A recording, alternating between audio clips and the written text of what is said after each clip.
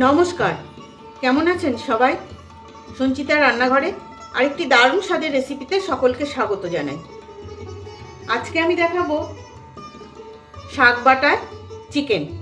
প্রথমে আমি এখানে কিছু মুরগির মাংস নিয়ে নিয়েছি। মুরগির মাংসটাকে খুব ভালো করে ধুয়ে রেখে দিয়েছি। এবার এর মধ্যে দিয়ে দেব অল্প একটু লবণ, হলুদ, অল্প ঝাল লঙ্কার গুঁড়ো, হাফ চামচ মতো গোলমরিচ গুঁড়ো, আর দেবো অল্প একটু কসুরি মেথি, আর দেবো অল্প কাঁচা লঙ্কা বাটা। সব আমি ভালো করে মেখে নেব। এবার রান্নাটা শুরু করব। সেই জন্য বসিয়ে দিলাম কড়াইয়ে দিয়ে দিচ্ছি জল। এই জলের মধ্যে দিয়ে দেবো অল্প একটু চিনি আর অল্প খাবার সোডা। জলটা খুব ভালো ফুটে গেছে। এবার দিয়ে দেবো এখানে এই 1 আটি মতন পালং শাক।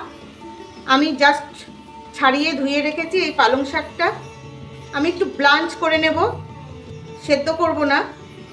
পালং শাক আর 1 আটি মতন মেথি শাক। এই মেথির শাকটা দিয়ে আমি একটু ব্লাঞ্চ করে নেব।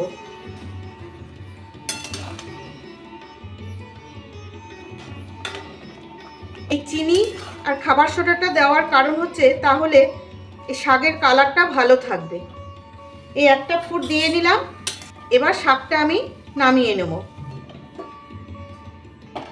এই সেদ্ধ শাকটাকে এবার ঝটপট বেশ খানিকটা ফ্রিজের জলে বা বরফ দিয়ে দেওয়া যায়। আমি ফ্রিজের জল দিলাম, দিয়ে নামিয়ে চিপে আমি এটাকে পেস্ট করে নেব।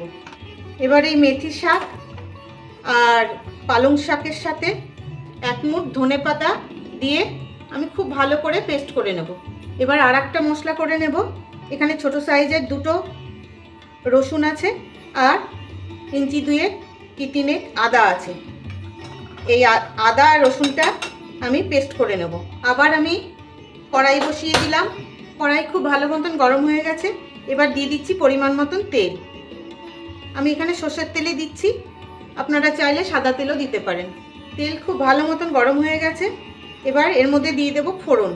একটা বড় এলাচ, ছোট এলাচ, লবঙ্গ, দারচিনি, অল্প একটু জয়িত্রী, আর দিয়ে দিচ্ছি তেজপাতা।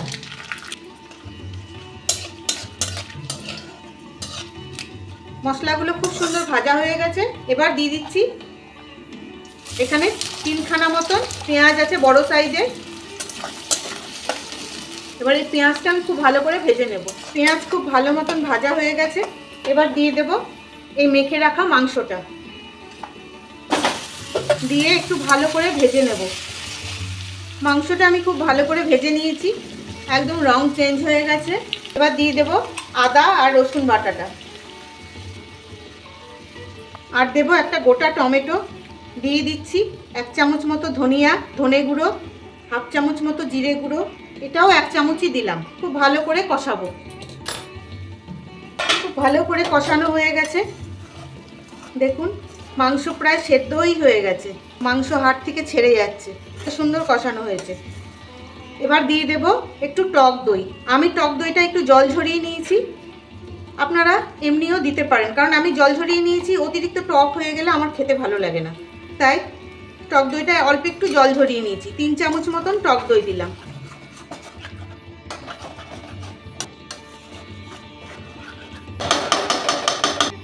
টক দইটা দিয়েও খুব ভালো কষানো হয়ে গেছে। এখনই যা সুন্দর গন্ধ বেরোচ্ছে না মেথি পাতার সাথে, আর পালং শাক না দিলেও হয়, অপূর্ব একটা গন্ধ আসছে। এবার দিয়ে দেবো এই পালং, মেথি আর ধনেপাতা বাটাটা। এবার দিয়ে দিচ্ছি মিক্সি ধোয়া জলটাও, দিয়ে সব একসাথে মিশিয়ে ঢাকা দিয়ে রান্না করে নেব সেদ্ধ হওয়া অবধি। খুব সুন্দর সেদ্ধ হয়ে গেছে,